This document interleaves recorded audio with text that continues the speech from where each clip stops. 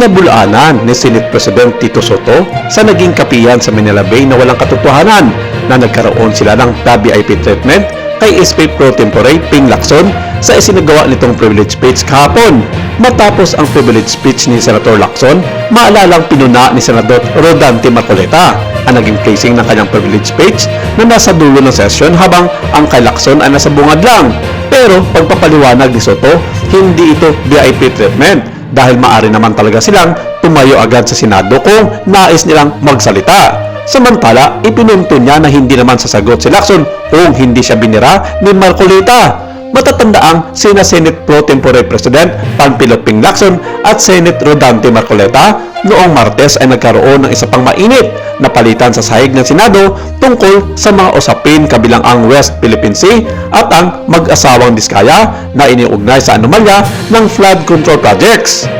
Humarap si Lacson bilang tugon sa privilege speech ni Marcoleta noong Lunes matapos binatikos ng uli ang Blue Ribbon Committee Chairman dahil sa kawalan nito ng kakayahan na maglabas ng committee report 7 buwan na matapos magsimula ang investigasyon habang nakakuha lamang ng partial report na hindi man lang nilagdaan ng una. Nabanggit din niya na sa ngayon ang intensyon ng BRC sa yugtong ito ay magkaroon ng bagyang ulat na mahiyain at sponsor dahil hindi pa natatapos ang mga pagdinig. Pinauna din niya si Marcoleta ang magiging bida o star sa kanyang mga privilege speech habang inilalatag niya ang historical background of the animosities sa pagitan ng dalawang senador gamit ang mga payag ng huli sa kanyang talk show at media interviews.